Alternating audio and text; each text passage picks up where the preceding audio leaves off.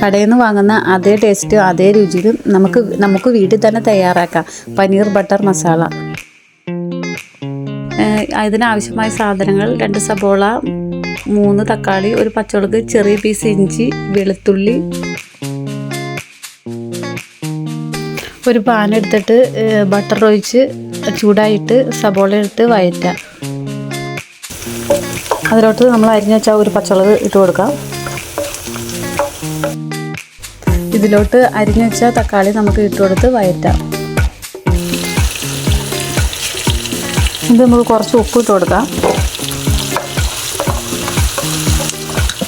1 spoon മുളക് പൊടി ഇട്ട് കൊടുക്കാം. 1/4 ടീസ്പൂണ് മഞ്ഞൾപ്പൊടി ഇട്ട് കൊടുക്കാം. 1 സ്പൂണ് മല്ലിപ്പൊടി ഇട്ട് കൊടുക്കാം.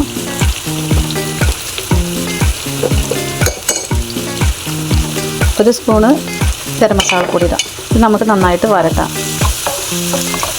നമുക്ക് നന്നായിട്ട് വഴറ്റിയെടുക്കാം. ചെറിയ സ്പൂണ് പഞ്ചസാര ഇട്ട് കൊടുക്കാം. നന്നായിട്ട് മിക്സ് ചെയ്ത് നന്നായിട്ട് ഇളക്കാം. ഇതിൻ്റെ കൂടെ കുറച്ച് നട്ട്സ് ഇടാം. ശേഷം നമുക്ക് ഈ മിക്സിയുടെ ജാറിലോട്ട് ഇത് ഇട്ട് കൊടുത്തിട്ട് 1 സ്പൂൺ തൈര് ഇട്ട് അരച്ചെടുക്കാം. നമ്മൾ വാങ്ങിച്ചു വെച്ചാൽ 250 ഗ്രാമിൻ്റെ പനീർ എടുത്ത് നമുക്ക് ചെറിയ ചെറിയ പീസുകളാക്കി എടുക്കാം. നമുക്ക് ഇച്ചിരി ബട്ടർ ഇട്ട് കൊടുക്കാം. കുറച്ച് മുളക് പൊടിയും കുറച്ച് 1/4 ടീസ്പൂൺ മഞ്ഞൾപ്പൊടി ഇട്ട് കൊടുത്ത് ശേഷം നമുക്ക് പനീർ ഇട്ട് കൊടുക്കാം. 2 മിനിറ്റ് ഇളക്കിക്കൊണ്ടിരിക്കാം. ഒത്തിരി നേരം ഇളക്കി കഴിഞ്ഞാൽ ഇത് ഹാർഡായിപ്പോവും. നമുക്ക്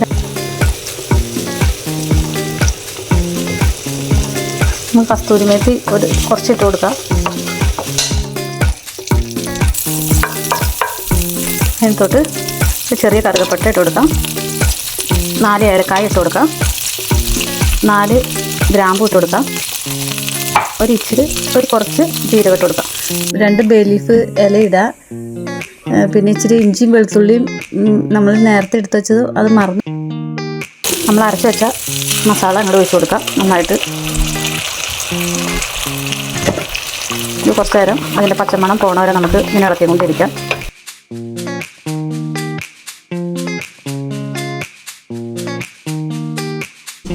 കുറച്ച് വെള്ളമോടെ ഒഴിച്ച് നമുക്ക് 5 മിനിറ്റ് ഇത് വേവിച്ചെടുക്കാം. നേരത്തെ ഇട്ട് വെച്ചാൽ പനീർ നമുക്ക് ഇട്ട് കൊടുക്കാം. ഇതിലോട്ട് നമുക്ക് ഫ്രഷ് ക്രീം ഒഴിച്ച് കൊടുക്കാം. നന്നായിട്ട് മിക്സ് ചെയ്തെടുക്കാം. ഇറക്കി വെച്ചതിലോട്ട് നമുക്ക് കുറച്ച് മല്ലിയില ഇടാം.